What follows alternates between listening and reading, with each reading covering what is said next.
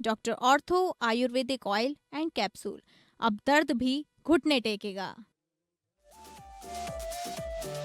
नोएडा को सीएम योगी का तोहफा। नोएडा से जेवर एयरपोर्ट तक चलेंगी इलेक्ट्रिक बसें। सीएम योगी ने लखनऊ से वीडियो कॉन्फ्रेंसिंग के माध्यम से बसों को दिखाई हरी झंडी। मुख्यमंत्री ने नए नोएडा बस डिपो का भी उद्घाटन किया। अयोध्या में 14 कोसी परिक्रमा मार्ग का चौड़ीकरण। प्रशासन ने ककरही बाजार क्षेत्र में बुलडोजर कार्रवाई को दिया अंजाम। परिक्रमा मार्ग की जद में आने वाले कई मकान ध्वस्त। प्राचीन भगवान शिव मंदिर को भी हटाया गया। बाराबंकी रेलवे स्टेशन में बड़ा हादसा। चल रही ट्रेन में चढ़ने के प्रयास में ट्रेन के नीचे गिरा दंपति। पति की मौत, पत्नी की हालत नाजुक।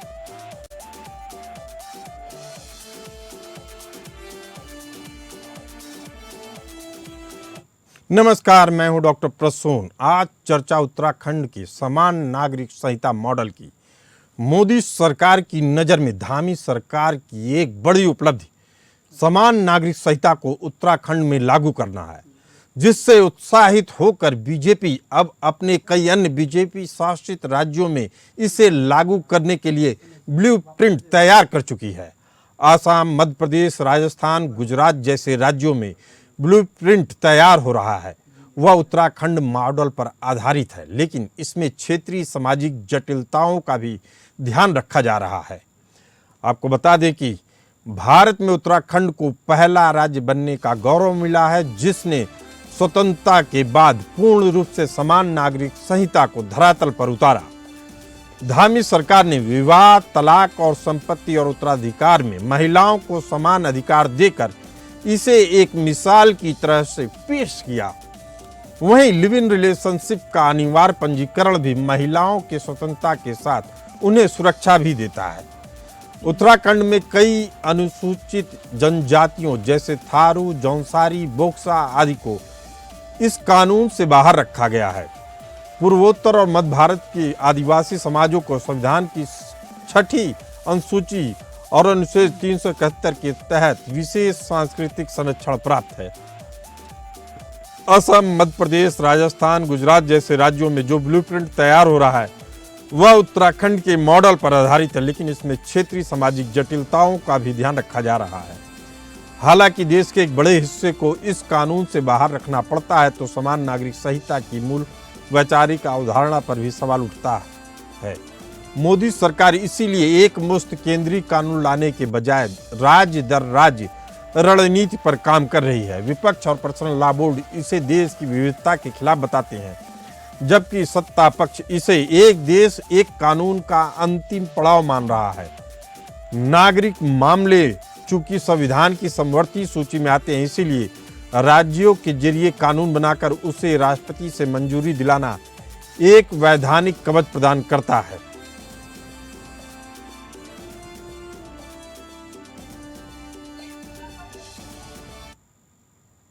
समान नागरिक संहिता को राष्ट्र की अखंडता, संप्रभुता और संवैधानिक एकरूपता के चश्मे से देखना इस विषय का सबसे महत्वपूर्ण आयाम दिखाता है।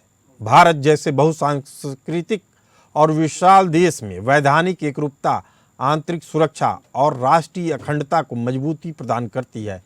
यूसीसी को ऐतिहासिक तथ्यों और विधिक तर्कों के साथ समझना आवश्यक है।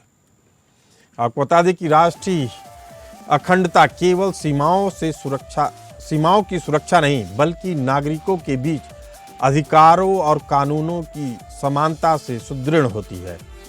भारतीय राज्य अब नागरिक स्तर पर एक वैधानिक विखंडन को समाप्त करके या वैधानिक अलगाव को समाप्त करके एक एकीकृत राष्ट्रीय अखंडता की पहचान की ओर बढ़ रहे हैं। भारत एक संप्रभु राष्ट्र है, जिसका अर्थ है कि देश की संसद और संविधान सर्वोपरि है। वर्तमान व्यवस्था में एक ही अपराध या दीवानी मामले के लिए अलग अलग धार्मिक पर्सनल लॉ लागू होने से विवाद के हालात पैदा होते हैं। एक धर्मनिरपेक्ष गणराज्य में यदि दो अलग अलग समुदायों के नागरिकों के नागरिक अधिकार जैसे विवाह, संपत्ति का अधिकार, गोद लेना और उनके धर्म के आधार पर तय होते हैं, तो यह राष्ट्र की साझा नागरिकता की अवधारणा को कमजोर करता है। राष्ट्रीय अखंडता के लिए जरूरी है कि राज्य और नागरिक के बीच संबंध सीधा हो, ना कि किसी धार्मिक मध्यस्थ या पर्सनल लॉ बोर्ड के माध्यम से। भारतीय संविधान सभा की बहसों के दौरान डॉक्टर भीमराव अंबेडकर ने स्पष्ट रूप से कहा था कि पर्सनल लॉ के नाम पर देश के कानूनों को खंडित नहीं किया जा सकता।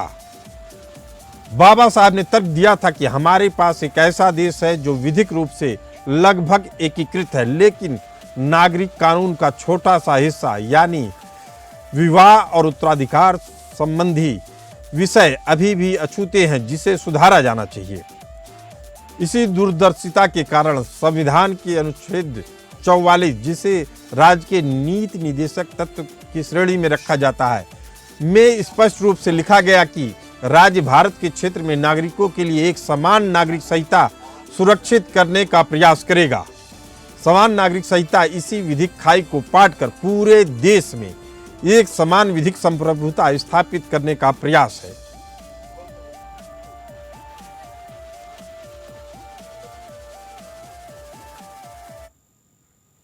भारत की न्यायिक अखंडता को बनाए रखने के लिए देश की सुप्रीम कोर्ट ने कई बार केंद्र सरकारों को फटकार लगाई।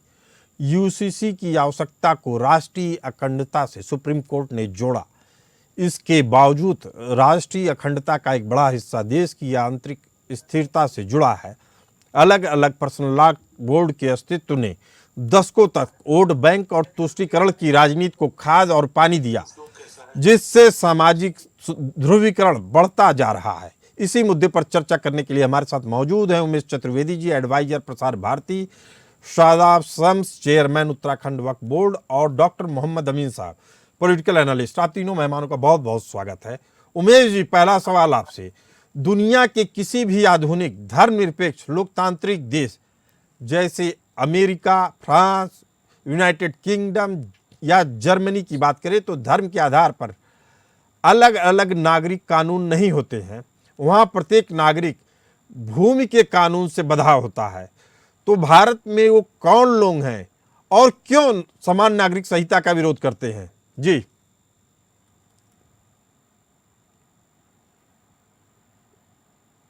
ये सवाल किससे है प्रसून जी? आपसे है।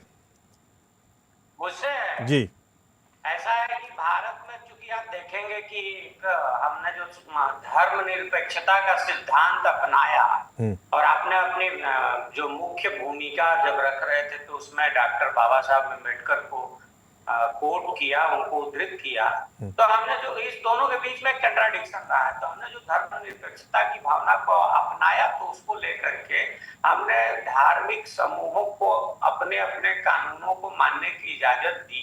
लेकिन ये कानून जो है आप देखेंगे कि समानता के सिद्धांत के ठीक विपरीत होते हैं और आधुनिक लोकतांत्रिक व्यवस्था में ये संभव ही नहीं है कि एक कानून एक व्यक्ति के लिए अलग हो और दूसरे व्यक्ति के लिए दूसरा कानून।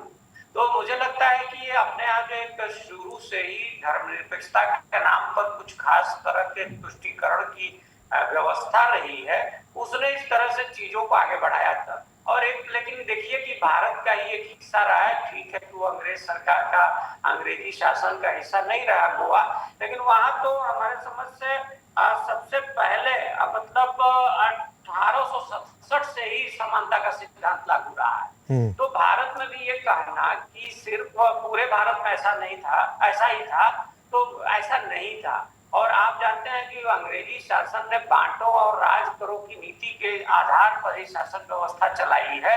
तो कहीं ना कहीं जो अपने यहाँ जो एक ऐतिहासिक पृष्ठभूमि है इसकी, उसकी एक बड़ी वजह रही है कि हमारे यहाँ कानून अलग अलग रहे। लेकिन आप देखेंगे कि आजादी के तुरंत बाद ही लेकर के बहुत सारे चीजों को लेकर सवाल उठना शुरू हो गए थे। और भारत में तो सबसे पहला सुधार अगर देखेंगे तो हिंदू कोडविल में होता है कि हिंदुओं के जो विधवाओं को लेकर के था या बाल विवाह को लेकर के था, सबसे पहला सुधार होता है। लेकिन दूसरे समुदायों में यह सुधार बाद में होता है, जिसे हम आज यूसीसी या यूनिफाइड सिविल। लेकिन उमेश जी, इसका विरोध आज भी हो रहा है। हमारे साथ मौजूद हैं शादाब शम्स जी। आलोचकों और अल्पसंख्यक संगठनों का आरोप है कि यूसीसी के नाम पर बहुसंख्यक समाज के रीति रिवाजों को ही वैधानिक तौर पे बाकी समुदायों पे थोप दिया जाएगा। इस आशंका को दूर करने के लिए, इस कानून को पूरी तरह से धर्मनिरपेक्ष और निष्पक्ष बनाए रखने के लिए क्या ठोस विधिक सुरक्षा उपाय किए गए हैं? जी देखिए, सबसे पहले तो उत्तराखंड में क्योंकि यूसीसी लागू हो गया है और युवा मुख्यमंत्री पुष्कर सिंह धामी सरकार ने जिस जिम्मेदारी के साथ जो कमिटमेंट किया था उसे फुलफिल किया। जी मैं उस पूरी ड्राफ्ट कमेटी से मिला। पूरी ड्राफ्ट कमेटी जो यूसीसी बनाने वाली थी उसने लोगों से, मुस्लिम उलेमाओं से, मुस्लिम इंटेलेक्चुअल से, मुस्लिम लॉयर्स से, सब लोगों से डिस्कशन किया। अलग अलग मजहबों के अलग अलग लोगों से बातचीत की और तब जाके ये ड्राफ्ट तैयार हुआ और फिर प्रदेश के अंदर हम सबने देखा कि यूसीसी लागू हुआ। 1 साल से अधिक यूसीसी को लागू हुए हो गया है। मैं ये मानता हूं कि यूसीसी उभरते हुए भारत, विकसित भारत की ओर ये एक सधा हुआ कदम है, जिसकी परिकल्पना जब देश की आजादी के बाद हमारी जिस तरह से बताया भी गया, जो सभा थी, संविधान सभा, उसमें भी इसकी एक वो लाइन रखी गई थी कि भाई ये जरूर है कि एक जैसा कानून सबके लिए हो, बराबरी का अधिकार, इसमें सबके कस्टम्स को भी ध्यान में रखा गया है। यानी कि जैसे मान लीजिए, क्योंकि मुसलमानों का विरोध ज्यादा आता है कि मुस्लिम समाज का एक व्यक्ति जो अपनी बेटी की या बेटे का पहले से शादी करता था वैसे ही शादी करेगा, अपने कस्टम्स के हिसाब से निकाह करेगा, लेकिन उस निकाह को रजिस्टर्ड कराएगा। तो जब निकाह को रजिस्टर्ड कराएगा तो अब जो भी कुछ होगा वो सबको रजिस्टर्ड कराना पड़ेगा। तलाक भी रजिस्टर्ड होगी और निकाह भी रजिस्टर्ड होगा। दूसरा, ये लोग कहते हैं कि ये वायलेशन है इस्लामिक लॉज का। बिल्कुल नहीं है। अगर इस्लामिक लॉज का वायलेशन होता तो आप बताइए, अमेरिका में भी यूसीसी लागू है, जितने विकसित देश हैं दुनिया के, चाहे वो शादाब संत जी, इसी कारण से आप और उत्तराखंड पूरे देश के लिए मिसाल बन रहे हैं। डॉक्टर मोहम्मद अमीन हमारे साथ मौजूद हैं। संविधान के अनुच्छेद 44 को राज्य को पूरे देश में समान नागरिक संहिता लागू करने का निर्देश देता है, जबकि अनुच्छेद 25 हर नागरिक को धार्मिक स्वतंत्रता और अपने रीति रिवाजों का पालन करने का अधिकार देता है। राष्ट्रीय अखंडता के हित में दोनों अनुच्छेदों के बीच जारी इस संवैधानिक अंतर्विरोध को कैसे देखते हैं आप, डॉक्टर मोहम्मद अमीन? देखिए, हमारे देश की जो आजादी हुई, उस आजादी के अंदर हिंदू, मुसलमान, सिख, ईसाई सभी धर्म के लोगों ने भाग लिया देश को आजाद कराने के लिए। और जहाँ तक आर्टिकल 44 का सवाल है, उसमें नागरिक को समान अधिकार देने की बात करता है। एक अच्छा बात है जो कि हमारे संविधान के अंतर्गत डॉक्टर बाबा साहेब अम्बेडकर ने रखी थी, जो आर्टिकल 24 में निहित है।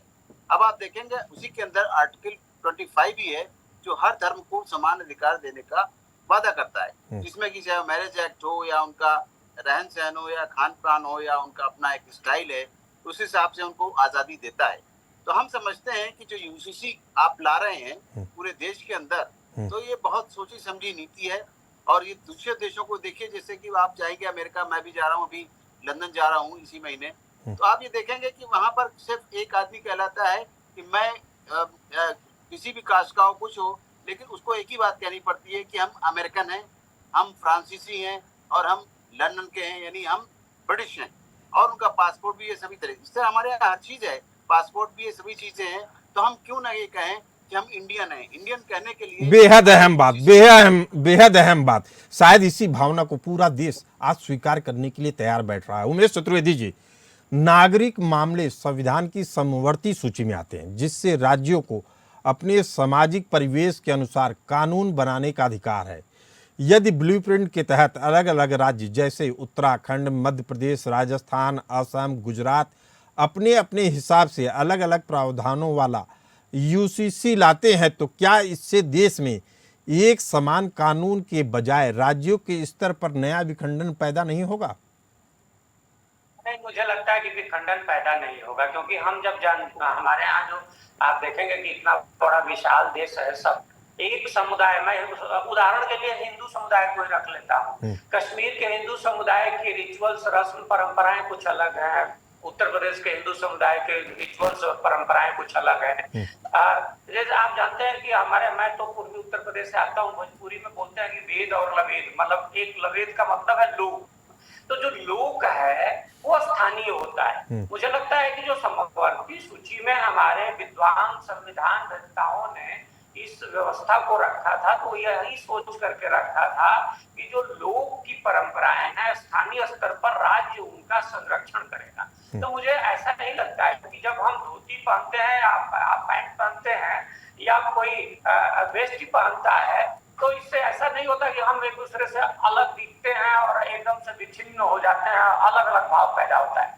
तो ऐसा नहीं होगा। मुझे लगता है कि मूल भाव समान नागरिक संहिता होगी, लेकिन जो लोक और रस्म और परंपरा, स्थानीय जो रिचुअल्स हैं, स्थानीय जो चलन हैं, मतलब उसके आधार पर राज्य अपने अपने हिसाब से कुछ विशेष प्रावधान करेंगे। चलिए ठीक है, अहम बात है उमेश जी। राष्ट्र लेकिन तब तक अखंड और मजबूत नहीं हो सकता है जब तक उसकी आधी आबादी यानी महिलाएं व्यक्तिगत कानूनों के नाम पर भेदभाव का शिकार होती रहें। 3 तलाक की समाप्ति, बहुविवाह पर पूर्ण प्रतिबंध, संपत्ति में बेटियों को समान अधिकार देना देश की हर महिला को मुख्य धारा से जोड़ता है, जो मजबूत राष्ट्र निर्माण के लिए अनिवार्य है। चर्चा कर रहे हैं उत्तराखंड के समान नागरिक संहिता मॉडल की, जो पूरे देश में लागू किया जा रहा है। क्योंकि जब कानून सभी नागरिकों, चाहे वे बहुसंख्यक हों या अल्पसंख्यक, पर समान रूप से लागू होता है तो किसी भी समुदाय के भीतर विशेषाधिकार या अन्याय की भावना समाप्त हो जाती है या अलगाववादी प्रवृत्तियों को हतोत्साहित करता है। यही मंशा संविधान निर्माताओं की भी रही। तो आधी आबादी यानी महिलाओं की आज़ादी का रास्ता कौन रोक रहा है? शायद आप समझी चेयरमैन उत्तराखंड वक्फ बोर्ड के, उनसे इसका जवाब चाहेंगे। जी प्रसून भाई, देखिए आज तो मुस्लिम बहनें, मुस्लिम बेटियां धन्यवाद करें प्रधानमंत्री मोदी सरकार का, और लगातार कह रही है कि भाई हमें बराबर हक दिया, प्रॉपर्टी में बेटियों को बराबर की हिस्सेदारी मिलेगी। और मैंने पहले बताया कि 3 तलाक, कुप्रथा, हलाला जैसी कुप्रथा अब समाप्त हो गई है। एक व्यक्ति बहुविवाह नहीं कर पाएगा। अभी शादी करता है, आपका चलता है तो चलाइए, नहीं चलता है तो संबंध विच्छेद करके तो पुनर्विवाह कीजिए। ये नहीं चलेगा एक बीवी रखी है, दूसरी ले आया हूँ, तीसरी ले आया हूँ, पहली वाली को बाहर निकाल दिया है, वो दूसरी शादी भी नहीं कर सकती, उसको तलाक भी नहीं दे रहा हूँ, तो गुंडागर्दी समाप्त हुई है कहीं ना कहीं। तीसरा, मैं ये मानता हूँ कि जो अभी अमीन साहब भी कह रहे थे कि विदेशों में वहां भी तो मुसलमान रह रहे हैं, क्या लंदन में मुसलमान नहीं है? क्या अमेरिका, इंग्लैंड, फ्रांस, जर्मनी में मुसलमान नहीं है? पूरी दुनिया में जहां जहां मुसलमान है और विकसित देशों में है, वहां सब लोग एक ही विवाह करते हैं। तो ये इस्लाम का जरूरी हिस्सा नहीं है कि आपने अगर बहुविवाह नहीं किया तो आप मुसलमान नहीं रहेंगे, ऐसा तो कहीं नहीं है। आप एक विवाह करके भी मुसलमान रह सकते हैं, बिना विवाह किए भी मुसलमान रह सकते हैं। और आपको जो दूसरी बात कहते हैं कि भाई 3 तलाक, अगर आप 3 तलाक, आपको तलाक देना है तो आप 3 तलाक नहीं देंगे, आपके बीच में समन्वय स्थापित हो सकता है। आप रजिस्टर्ड कराएंगे, किसी से झूठ नहीं बोलेंगे, छल नहीं करेंगे, तो शादी करेंगे तो भी रजिस्टर्ड, डिवोर्स करेंगे तो भी रजिस्टर्ड। यानी सारी कोशिश, सरकार की सारी मंशा मुसलमान महिलाओं को या कहा जाए देश की महिलाओं के सशक्तिकरण की, उनकी मंशा साफ है। मोहम्मद अमीन साहब, उत्तराखंड मॉडल राष्ट्रीय ब्लूप्रिंट की बात कही गई है, लेकिन उत्तराखंड ने अपनी यूसीसी से स्थानीय जनजातियों को बाहर रखा है। यदि देश के बड़े हिस्से और पूर्वोत्तर के राज्यों को उनकी विशिष्ट सांस्कृतिक पहचान के कारण इस कानून से बाहर रखना पड़ता है, तो क्या एक देश एक विधान के जरिए राष्ट्रीय अखंडता का दावा वैचारिक रूप से कमजोर नहीं होगा? प्रसन्न जी, आपकी बिल्कुल बात सही है। जहां तक सवाल है कि आर्टिकल 44 पूरे देश में लागू करना यानी यूसीसी को लागू करने की बात है, तो मैं समझता हूँ और देखा जाए तो ये फिर भेदभाव होगा। यानी ट्राइबल्स को अलग नहीं रखा जा सकता। अगर बात करता है उत्तराखंड, तो उत्तराखंड को सम्मिलित करना होगा, क्योंकि वो भी हमारे देश के वासी हैं, हमारे देश के नागरिक हैं। समान अधिकार उनको भी देना होगा, समान राइट्स के लिए उनको भी हम रखेंगे अपने साथ में। समाज के अंदर समाज अगर इक्वल होगा, जैसे आप बात कर रहे हैं यूसीसी में, तो 44 की बात हो रही है आर्टिकल की, तो उसको अगर लागू किया जाएगा और यूसीसी के थ्रू उसको किया जा रहा है पूरे देश में, तो चाहे वो ट्राइबल हो, चाहे वो लेडीज हो या जेंट्स हो, सबके अधिकार समान होने चाहिए। मोहम्मद अमीन साहब, जब हमने भी इस बात पर चर्चा की और जब पढ़ा तो मालूम चला कि अगर किसी भी समाज में महिलाओं को सबसे ज्यादा अधिकार मिल रहे हैं तो असल में वह इन जनजातियों में मिल रहे हैं। वो ऑलरेडी अपने आप से बहुत ज़्यादा स्वतंत्र हैं, इसी के कारण से इनके मामलों को छेड़ा कम जा रहा है। लेकिन जहां ज़रूरत है, जैसे साहबानो मामला 1985 का था, इस ऐतिहासिक मामले में सुप्रीम कोर्ट ने कहा था कि यह खेद का विषय है कि संविधान के अनुच्छेद 44 को केवल डेड लेटर मानकर आप कोई भी काम नहीं कर रहे हैं। अदालत ने स्पष्ट टिप्पणी की थी कि एक समान नागरिक संहिता राष्ट्रीय अखंडता के उद्देश्य से बनाई गई थी, क्योंकि यह वफादारियों के विरोधाभास को समाप्त करती है। उमेश चतुर्वेदी जी, कितनी बड़ी टिप्पणी थी ये टिप्पणी कितनी बड़ी थी, इसी से अंदाजा लगाइए कि उसको रोकने की कोशिश हुई, उस पर एबॉलिश करने की कोशिश हुई तो भारत की राजनीति वहीं से बदलनी शुरू हो जाती है। जो आरिफ मोहम्मद खान साहब जो उसके विरोध में राजीव मंत्रिमंडल से पहली बार, क्योंकि वो सुप्रीम कोर्ट की टिप्पणी को ही बदलने की कोशिश थी, उस फैसले को ही बदलने की कोशिश थी और संविधान संशोधन लाया गया, तो उसके खिलाफ उस जमाने के समाज कल्याण राज्य मंत्री आरिफ मोहम्मद खान ने इस्तीफा दिया था। और वो कहते हैं, आरिफ मोहम्मद खान साहब खुद बड़े विद्वान हैं, खासतौर पर मुस्लिम समुदाय से आने के बावजूद उन पे विद्वता, मतलब सॉरी बावजूद तो नहीं लगाना चाहिए, मुस्लिम समाज से आते हैं। मुस्लिम समाज के अलावा हिंदू समाज, वो हर समाज के बारे में बहुत कुछ जानते हैं, बहुत अच्छे विद्वान हैं। तो वो कहते हैं कि बहुसंख्यक जो सांप्रदायिकता है या बहुसंख्यकवाद का जो भार है वो अल्पसंख्यक तुष्टीकरण की बुनियाद पर हुआ। तो ये टिप्पणी निश्चित तौर पर उचित थी। अगर उस टिप्पणी को उसी समय अपना लिया गया होता, उसको अडॉप्ट कर लिया गया होता, तो मुझे लगता है कि भारत की राजनीति इतनी नहीं बदलती। और आज जो यूसीसी को लेकर के इतनी बड़ी डिबेट हो रही है, सवाल उठ रहे हैं, जैसे all India Muslim personal law board जिस तरह से सवाल उठा रहा है, तो मुझे लगता है कि इसकी जरूरत ही नहीं पड़ती। और फिर बेहद अहम बात कर रहे हैं उमेश जी। इसी तरह का 1995 में सर्रा मुदगल का मामला आया, जब न्यायमूर्ति कुलदीप सिंह ने अपने फैसले में साफ कहा था कि जब 80% से अधिक नागरिक पहले से ही संहिताबद्ध कानून यानी हिंदू कोड बिल के तहत आ चुके हैं, तो देश में नागरिकता के आधार पर कोई और विभाजन बनाए रखने का कोई औचित्य नहीं है। यह राष्ट्र की एकता को कमजोर करता है।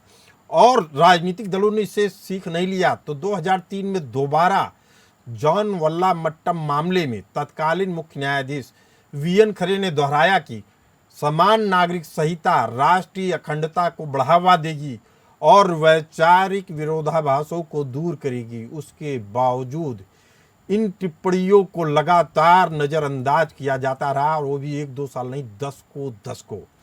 इस चर्चा से साफ है कि राष्ट्रीय अखंडता के नजरिए से समान नागरिक संहिता किसी भी धार्मिक आस्था पर हमला नहीं, बल्कि एक राष्ट्र, एक पहचान और एक कानून के उस संकल्प को पूरा करने का जरिया है जो भारत को आंतरिक रूप से अभेद्य, सामाजिक रूप से समरस बनाएगा।